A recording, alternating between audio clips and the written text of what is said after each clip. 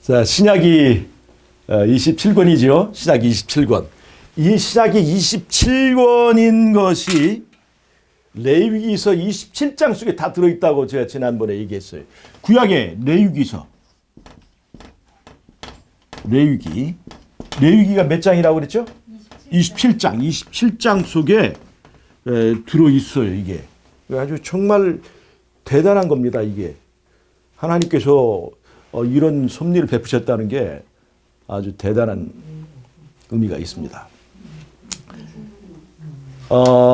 이제 그것을 이제 하나하나 이제 점검해 보겠는데요. 신약에 사복음서가 있죠.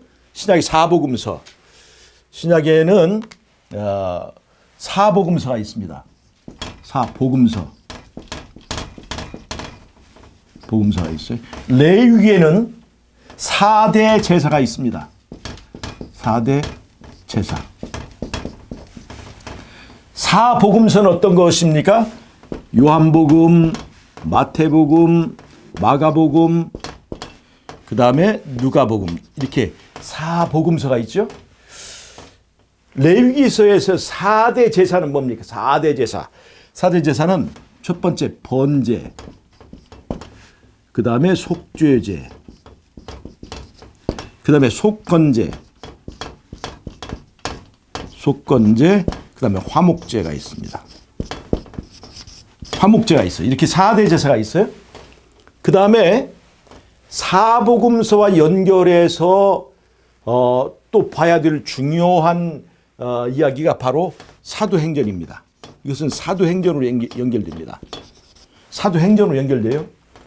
4대 제사에서가 있지만 반드시 또 연결돼야 될 또 하나의 제사가 있는데 레위기서에 소제가 있습니다.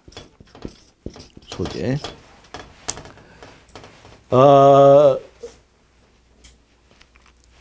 신약의 복음서가 4권이잖아요. 그 중에서 총론에 해당되는 것은 요한복음입니다. 총론.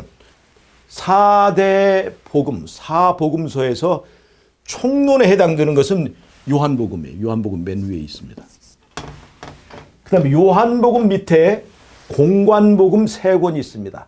공관복음이라고 하는 것은 예를 들어서 같은 건물을 평면도, 측면도, 정면도 이렇게 해서 보는 것처럼 같은 사건을 여러 관점에서 본 것이라 해서 공관복음이라고 하는 거예요. 그 공관복음이 마태복음, 마가복음, 누가복음 이 3권입니다.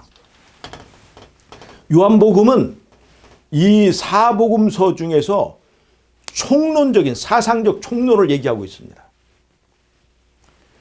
그 다음에 강론에 있어서 마태복음, 마가복음, 누가복음이 있다고 보면 됩니다. 마태복음은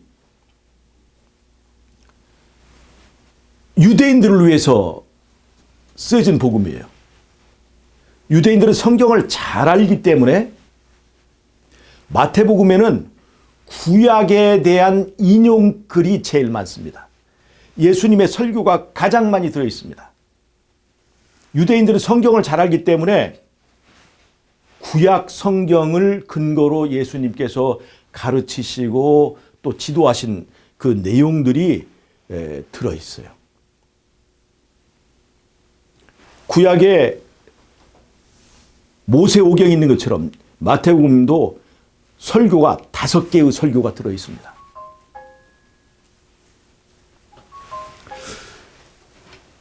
그 다음에 마가복음은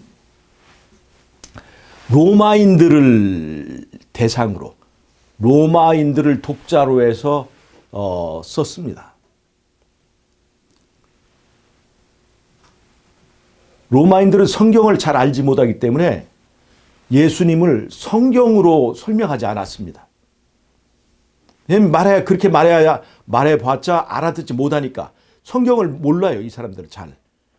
그래서 이 사람들에게 통하는 것은 뭐냐면 이적, 병자를 고치고 죽은 자가 살아나고 하는 이런 이적을 통해서 봉사하시는 그 예수님의 모습을 그린 것이 바로 마가복음입니다.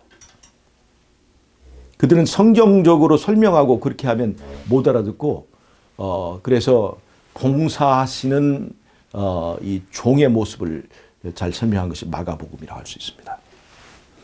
누가복음은 헬라인들을 대상으로 쓰여진 책입니다. 복음서예요. 헬라인들.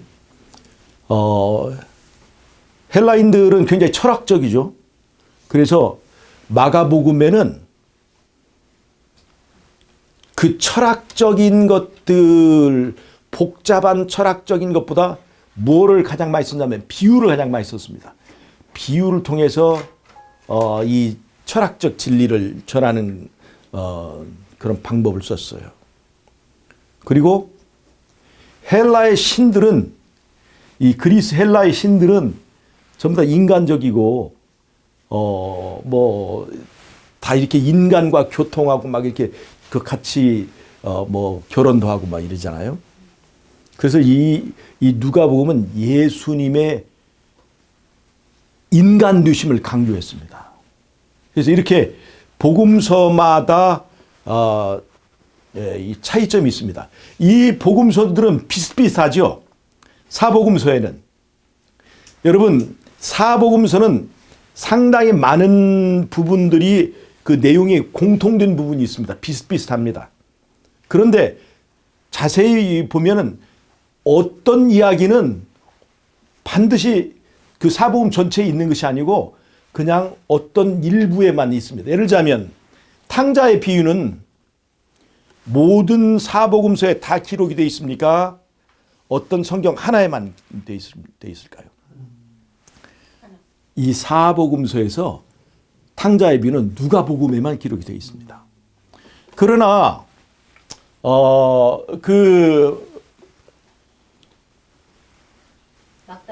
막달라 마리아의 이야기, 그 향유 옥합을 깨트린 그 이야기는 사복음서에 다 나와 있습니다.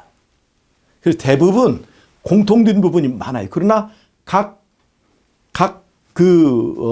복음서마다 특색이 있고 특유의 그 관점이 있습니다. 이런 관계가 4대 제사에도 있습니다. 어떻게 있느냐? 여러분, 이 4대 제사, 번제, 속죄제, 속건제, 화목제 중에서 통합적인, 그러니까 통합적인 제사, 그것이 뭔 줄 아십니까? 그게 바로 번제예요. 그러니까 번제인데 번제는 우리가 뭐 헌신 뭐 이렇게만 생각하고 있지만 이 나머지 그 아래에 있는 3개의 제사를 통합하고 있다고 보면 돼요. 그래서 옛날에는 그냥 번제만으로 그 이스라엘이 하기 전에 그냥 속죄제도 번제 다 이렇게 그 하나의 의미로 다 통합해서 다 했었어요. 그런데 이것이 이제 세분화되고 체계화되면서 이 총합적이고 통합적인 번제가 있는 대신 그 밑에 구체적인 각 목이 생겼는데 속죄제, 속건제, 그 다음에 화목제입니다. 속죄제는요, 우리나라에도 이렇게 법이 보면 형법이 있고 민법이 있고 가족법이 있잖아요. 이게 그 비슷해요. 형법적인 문제를 다루는 것, 그것이 바로 이제 속죄제입니다. 속죄제. 이 형법적인 것은, 형법은 국가 기관과의 관계를 말합니다. 법을 집행하는, 그러니까 형벌을 줄 수 있는 것은 국가 기관만이 하는 거예요. 사인, 이 사적인 그 형벌 집행을 해서는 안 됩니다. 그런데 이제 사인과의 관계에서 재산권, 손해배상, 이게 드러난 결과에 대한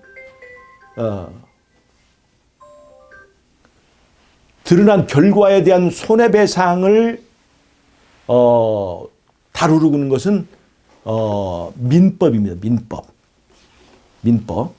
민법이에요. 그 민법은 형벌을 주거나 그렇게 하지는 않지만 재산권의 공평한 거래, 그 다음에 손해에 대한 공평한 보상, 이런 것들을 다루는 것이 바로 이제 민법이에요. 그 다음에 가족법은 인간 관계를 말하는 거예요. 인간 관계, 그냥 관계를 다룹니다. 이 4대 제사에도 이런 성격들이 있습니다. 자, 첫 번째, 우리가 지금 속죄제, 속건제, 화목제인데 속죄제는 형법적 관계. 그 다음에 속건제는요, 손해배상에 관한 것들이에요. 손해배상에 관한 것들. 민법적인 요소와 아주 비슷합니다. 그 다음에 화목제는 인간관계에 대해서 인간관계 회복을 위한 것입니다. 관계 회복. 그러니까 같은 것이라도 여러 가지 다른 관점에서 이렇게 세밀화된 것이라고 볼 수가 있습니다. 자, 그래서 이 4대 제사를 보면 말이에요. 제사가 다 비슷해요, 안 비슷해요? 자, 첫 번째 공통적으로 우리가 보는 것은 자, 제사를 지을 때는 제물을 끌어와서 그 제물에게 안수하고 그 제물을 죽여서 그 다음에 이제 뭐 가죽을 벗기고 각을 뜨고 이렇게 해서 제단에서 바쳐서 그 제사를 드리잖아요. 근데 대부분 이런 패턴이 드리는데 그 대부분 비슷해요. 사복음서가 거의 비슷비슷한 것처럼 4대 제사도 거의 비슷비슷합니다. 그런데 약간씩 다릅니다. 약간씩 달라요. 약간씩.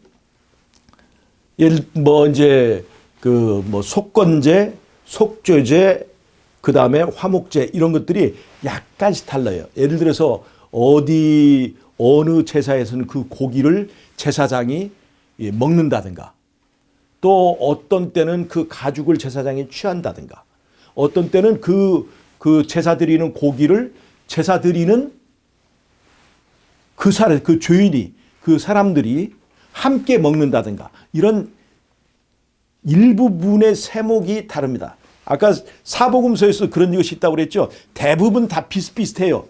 하지만 약간씩 다른 것이 있다고 그랬죠. 그런 모양과 아주 비슷합니다. 자, 그러면 이제 사복음서와 4대 제사를 한번 연결을 해볼게요. 번제는 사복음서에 어떤 성경과 매치가 될 것 같습니까? 요한복음이죠. 요한복음이 사복음서의 총론적인 그 내용을 가지고 있고, 번제는 4대 제사 중에서 그 제사의 총론적인, 총합적인, 통합적인 그런 기능을 가지고 있기 때문에 요한복음과 이 번제가 이게 매치가 된다고 볼 수 있습니다. 자, 이것을 말이죠. 잘 보세요. 복음서와 제사가 연결된다. 그러면 우리가 이것을 복음서의 주제를 바로 잡을 수 있습니다. 요한복음 1장 29절에는 이런 말씀이 있습니다. 요한이 예수님이 오시는 것을 보고 뭐라고 얘기를 했어요? 보라, 세상 죄를 지고 하는 하나님의 어린 양이다. 그렇게 얘기했어요. 그러니까 사복음서가 4대 제사와 연결되면서 요한복음은 번제다. 그러면 요한복음의 주제가 뭐라는 거예요? 세상 죄를 지고 하는 하나님의 어린 양을 보여주는 것이 바로 요한복음의 내용이라는 것을 알 수가 있습니다. 맞아요?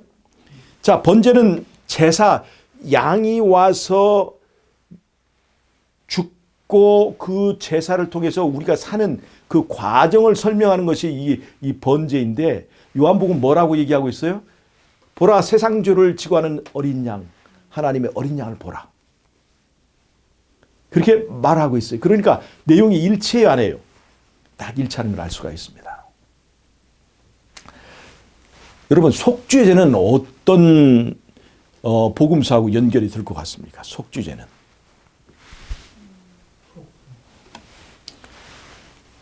자, 잘 보세요. 속죄제는요, 정부가 그 사람들이 형벌을 내릴 권한이 있어야 돼요.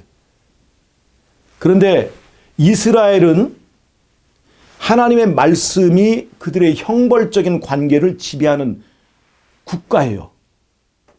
무슨 말 아시겠죠? 그러나 로마나 다른 나라들은 하나님을 믿어야 안 믿어요? 안 믿죠. 그러니까 하나님의 법이 그들의 형벌권을 지배하는 체계가 아니에요. 그런데 유태 나라는, 이스라엘은 하나님의 법이 그들의 형벌권을 지배하는 법이에요. 하나님이 더 훨씬 더 깊이 개입하고 있다는 거예요. 자, 그렇다면 힌트가 나왔죠? 이제는 어떤 복음서와 어떤 제사가 매칭이 된다고 생각하세요? 자, 속죄제. 어느 복음서와 매칭이 답을 다 주셨네. 예, 매칭이 되겠습니까? 속죄제. 마태복음하고 연결이 될 수 있어요. 마태복음은 어느 나라의 누구를 위한 복음서라고 그랬죠? 유대인들. 성경을 더 많이 알고 그다음에 성경의 법이 그 나라의 형벌권을 지배하는 이 나라라고 하는 것을 우리가 생각을 한다면 마태복음은 전문적인 하나님의 법을 잘 아는 그 나라의 그 법체계와 연결된다고 볼 수 있습니다. 그래서 마태복음은 속죄제와 관련이 되어 있습니다. 자, 화목제. 화목제는 뭐라고 그랬죠? 가족법적 관계라고 그랬죠. 하나님과 인간과의 관계. 자, 보세요. 누가복음 15장에는 다른 복음서에 없는 비유가 하나 나오죠. 그게 뭐냐면 탕자의 비유가 나와요. 탕자의 비유. 탕자의 비유가 뭐예요? 아버지를 떠나서 방황하고 방탕하던 아들이 다시 돌아와서 뭘 회복해요? 관계를 회복해요. 관계를. 하나님과 사람이 관계를 회복하는 이야기가 누가복음 15장에만 나오는 탕자의 비유에 있습니다. 이것이 누가복음 전체 예수님의 인성을 설명하고 그 다음에 누가복음의 족보는 어디까지 올라가요? 아담까지 올라갑니다. 즉 하나님과 인간 자체와의 관계를 설명해 주고 그 회복을 위해서 예수님께서 일하시는 바로 그 화목을 위해서 일하시는 예수님의 모습을 그려놨습니다. 그래서 화목제하고 어울리는 매칭이 되는 성경은 어디라고 볼 수 있을까요? 누가복음. 그럼 나머지 속건제는 어느 복음서하고 연결이 될까요? 마가복음이에요. 자, 왜 그럴까요? 잘 보세요. 마가복음 로마인들을 위한 복음이라고 그랬죠? 로마인들은 성경을 잘 알지 못하기 때문에 이적과 기적을 통해서 일하시고 봉사하시는 예수님에 대해서 얘기한다고 그랬어요. 이 속건제는 손해배상이에요. 그러니까 형벌적 관계는 잘 몰라. 그러니까 그럴지라도 우리 죄는 하나님께 커다란 민사적 손해를 준 거예요. 그래서 그 손해를 주었기 때문에 나타난 행위에 대한 결과 보상이 있어야 돼. 반드시 죄는 민사적 해결도 있어야 되고 형사적 해결도 있어야 되고 화목제적 관계 해결도 있어야 되고 그래서 그중에서 이 민사적 관계 손해를 보충하는 그 생명값으로 하시는 그 예수님의 그 봉사 어떻든 간에 결과에 대한 책임을 져야 되는 거예요. 고의범이든지 과실범이든지 고의했든지 과실했든지 결과가 손해를 줬으면 그 손해를 반드시 배상하도록 하는 것이 바로 이제 이 속건제의 취지인데 로마인들 대상으로 한 이 마가복음은 뭘 행했어요? 외부적이고 결과적인 어떤 행위, 예수님의 행위를 많이 비췄습니다. 그래서 이것이 결과 책임을 다루는 민법적 그 사상과 어울린다고 볼 수가 있습니다. 자, 그러면 번제는 무엇과 어떤 성경과 어떤 복음서와 연결돼요? 요한복음. 마태복음은? 그 다음에 속죄제는 마태복음. 그 다음에 마가복음은 속헌제. 그 다음에 누가복음은 화목제. 네. 그렇게 연결된다 볼 수 있습니다. 그 다음에 그리고 나서 이제 4대 제사로 놓고 본다면 이렇게 4개의 사복음서 연결되지만 제사가 또 하나 있죠. 소제가 있습니다. 소제. 피 없는 제사. 소제. 이 소제에 해당되는 것은 바로 사도행전입니다. 자, 왜 그런가 보세요. 소제라고 하는 것이 뭡니까? 소재는 꼭 어떤 사대 중에서 뭐가 껴야 되는데 번제. 소제는 번제에만 해당되는 것이 아니라 화제에 오는 거예요. 화제. 불로 드리는, 불사르는 제사. 거긴 반드시 소제가 들어가게 돼 있어요. 그러니까 번제라고 하는 것은 세 개의 제사를 다 합친 거랑 똑같은 것이기 때문에 거기에 다 이렇게 반드시 속주제에도 이렇게 들어가야 되고 불제사에는 다 들어가는 거예요. 화제. 자, 이 소제는 잘 보세요. 이 소제가 왜 사도행전과 같은지 봅시다. 소제가 뭘로 드리는 제사예요? 소제가 뭘로 드리는 제사예요? 곡식으로 드리는 제사예요. 곡식. 자, 이 보세요.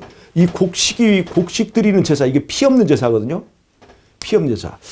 가인과 아벨의 제사에서 하나님께서 가인의 제사를 받지 않으셨죠. 가인의 제사의 내용이 뭡니까? 바로 이게 곡식 제사예요. 곡식 제사. 그 아벨 제사는 뭡니까? 양 잡아서 드린 거예요. 이건 피 있는 제사고 이건 피 없는 제사예요. 하나님께서 누구의 제사를 받으셨어요? 아벨의 제사를 받으셨습니다. 자, 피 있는 제사, 이 피는 누구의 피입니까? 인간의 피가 아니에요. 인간의 피나 인간의 공로가 아니에요. 그건 하나님의 아들의 공로를 말하는 거거든요. 그래서 가인의 제사에는 지금 이 곡식은 누구를 자랑하는 거예요? 사람의 공로를 자랑하는 거예요. 그래서 하나님께서 가인의 것은 받지 않으셨습니다. 그런데 지금 레위기 2장에 보면 사람의 공로를 상징하는 곡식 제사가 들어가는 거예요. 이게 그래서 이게 의미가 굉장히 깊습니다. 사람을 상징하는 거예요. 근데 어떻게 보면 사람이 제물로 드는 건데 잘 보세요. 이걸 소제는 피가 없는 제사예요. 그래서 이것은 자체 공로를 주장할 수는 없어요. 그런데 그러니까 이 밀이나 이런 곡식으로 드리는 거잖아요.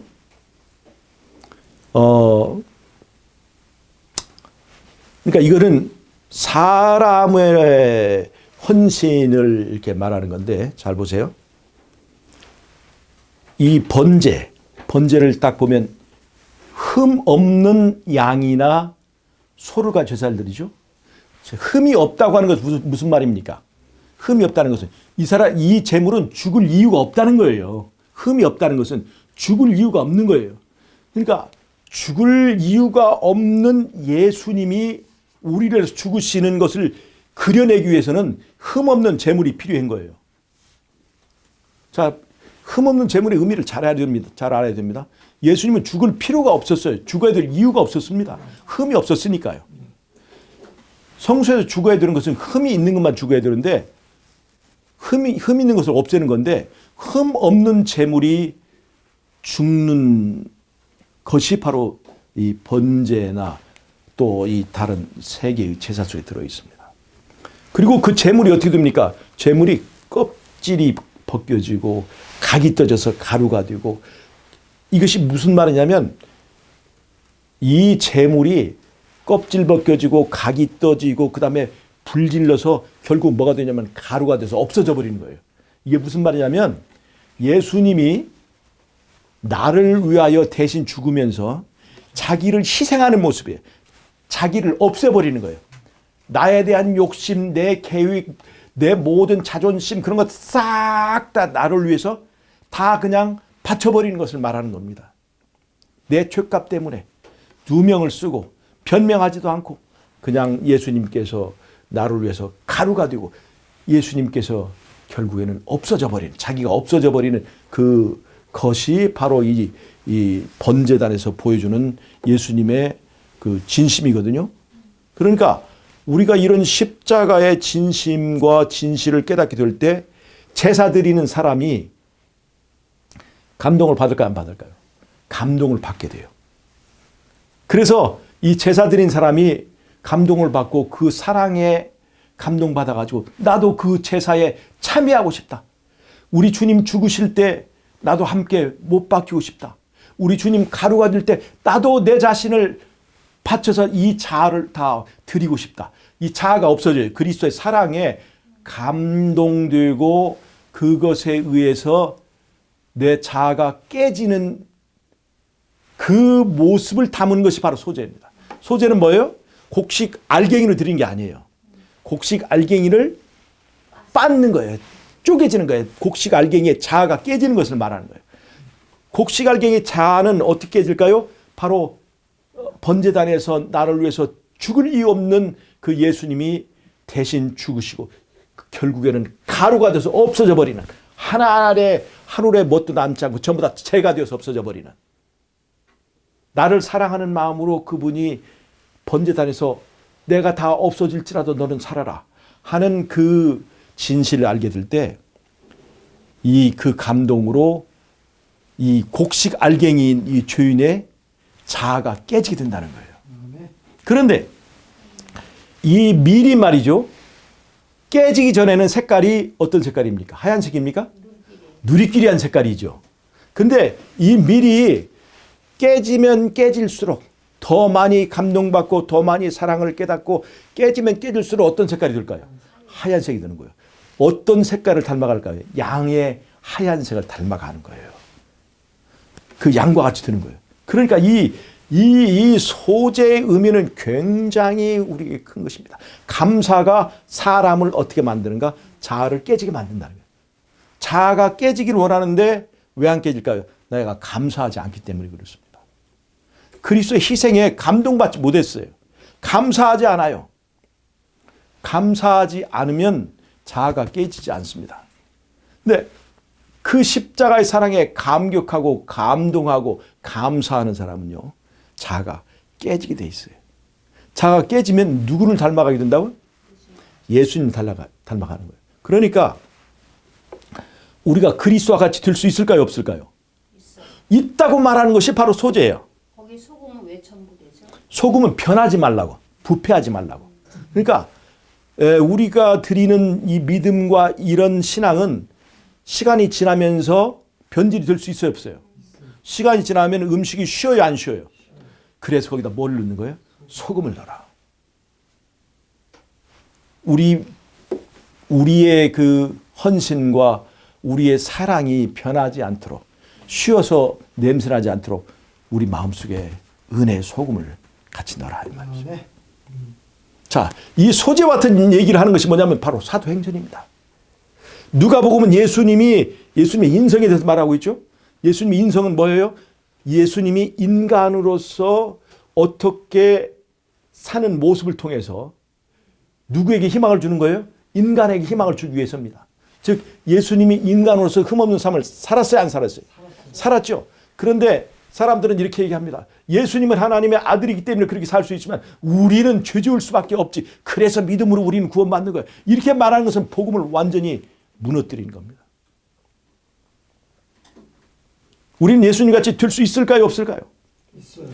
그것을 보여주는 것이 예수님이 아닌 사람들이, 일반 사람들이 예수님과 같이 변화되고 예수님 같은 행동을 하고 이적을 행하고 변화된 모습을 보여준 것이 바로 뭐예요? 그것이 사도행전의 이야기예요. 사도행전에서 베드로나 요한은 변화된 삶을 살았습니까? 안 살았습니까? 살았어요. 그들은 예수님이 행하던 이적을 그들도 행했습니까? 안 했습니까? 행했어요.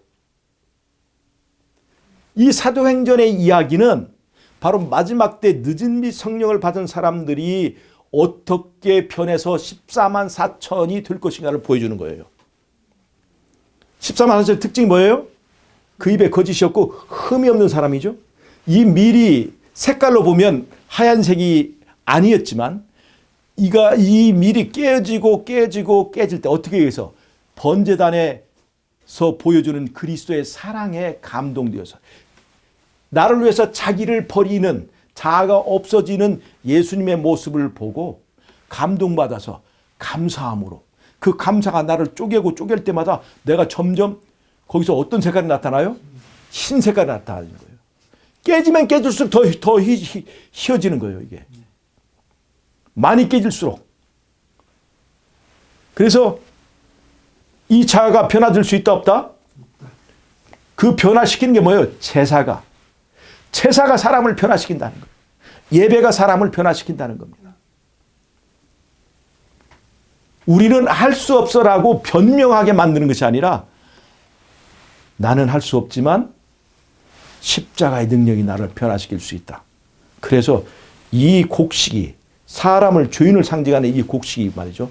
깨어지면서 하얀 밀가루가 됐을 때 그걸 하나님께서 그걸 받으시는 거예요. 그걸 하나님께서 하얗게 된 깨진 이 소재를 받으시는 거지 밀 삶아가지고 이렇게 누런 상태로 드리는 게 아니에요. 그러니까 이 소재의 이야기와 사도행전의 이야기는 매치가 됩니까 안 됩니까? 내용이 일치가 되는 거예요. 여러분 지금 신기하지 않습니까? 사복음서의 구조, 사도행전과의 관계, 4대 제사의 구조, 그리고 소재와의 관계. 일치해요, 안 일치해요? 이 신약의 핵심인 사복음서가 4대 제사 속에 들어있어서 세상 죄를 지고 하는 하나님의 어린 양을 보라고 번제단에서 외치고 있는 것이니까 번제단 이야기가 사복음서에 그대로 들어가 있습니다. 놀라운 얘기 아닙니까? 네. 신약 27권이 레위기 27장 속에 들어있게 만들어주셨다. 그리고 그것이 모세 오경 속에서 가장 가운데 가장 깊은 곳에 이 레위기가 차지하고 있다고 하는 것입니다. 하나님의 섭리를 여러분들 감사하지 않습니까? 신약의 사복음서의 주제가 뭔가 쉽게 생각나지 않으면 뭘 보면 돼요? 4대 제사. 사복음서 주제는 뭐예요? 세상 죄를 지고 하는 하나님의 어린 양을 보라. 보면 어쩔 건데? 보면 감동을 받고 그 감동이 내 자신을 산제사로 드리게 만든다는 겁니다. 산제사로 드려질 때에 내가 하나님께 드릴 때 내가 예수를 내 것으로 받을 수 있다는 거예요. 드려지지 않고 받을 수 있는 방법은 없습니다. 자, 하나님이 세상을 이처럼 사랑하사 독생자를 주셔서 독생자가 내 것이 될 수 있는데 지금 내 것이 안 되는 이유는 뭐예요? 나를 드리지 않으면 절대로 그 예수를 받을 수 없다는 겁니다.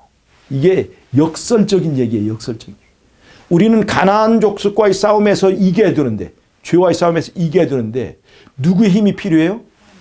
하나님의 능력이 필요한 거예요. 근데 하나님의 능력이 나타나지 않는 거예요. 왜 그럴까요? 내 문제를 나를 그분에게 드리지 않기 때문이라는 거예요. 사실 내가 이 문제를 내가 병과의 싸우면서 이 문제를 절실하게 깨달았어요. 내가 가지고 있는 병이 정말 심각한 병이잖아요, 이게. 하나님께서 돕지 않으면 절대로 이 병을 내가 인간의 힘으로는 나을 수가 없는 거예요. 의사가 얘기하고 나 자신도 절감하고 있는 것이니까요. 그런데 하나님의 능력이 있어야 내가 이것을 이길 수 있는 건데 왜 어떻게 하면 하나님의 능력이 내 몸에 나타나게 할 수 있을까 생각하고 내가 깊이 생각하고 하나님의 성령께서 깨닫게 해주신 바로 그 자신의 문제가 바로 그겁니다. 아하, 나를 드려야 그분이 내 문제에 개입할 수 있구나. 나를 드려야 그분이 예수님이 내 것이 될 수 있는 거고 아무리 하나님이 주셔서도 내가 나를 드리지 않으면 절대로 그분이 내 능력이 될 수가 없고 그럴 때만 내가 이길 수 있구나 하는 것을 내가 깨닫게 됐어요.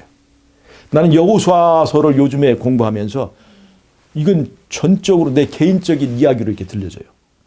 내 안에 싸워야 될 나보다 강한 이 종족들 병과 싸우면서 이것을 이기는 방법.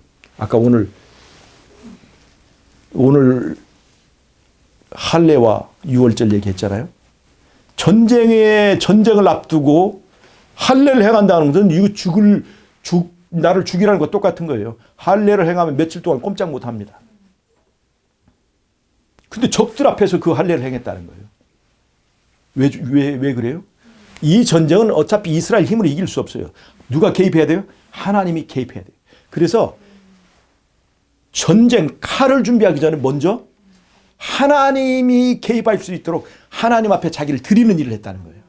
잘 보세요. 나는 그래서 생각을 했어요. 나도 약을 생각하기 전에 먼저 내 자신을, 내 문제를 하나님께 드려야 되고, 나는 여기서 이제 그 문제를 깨달은 거예요. 실제로 나는 그 체험을 했고, 내 자신을 하나님께 드릴 때 하나님께서 나를 치료하는 것을 제 생에서 확실하게 체험을 했기 때문에, 난 여기서 진짜 전에는 느끼지 못했던 그 스릴과 감동을 가졌어요. 나를 드려야만 하나님이 나를 통해서 일하실 수 있구나. 나를 드려야만 내 병을 하나님께서 다스릴 수 있구나 하는 것을 깨닫게 된 거예요. 여러분, 레위기의 제사는 말이죠, 그냥 우리에게 그 무슨 뭐 이런 게 아닙니다. 그 속에는 굉장한 복음이 있어요. 사복음서를 하나의 그 그림으로 행위 예술로 나타낸 것이 뭐라고요?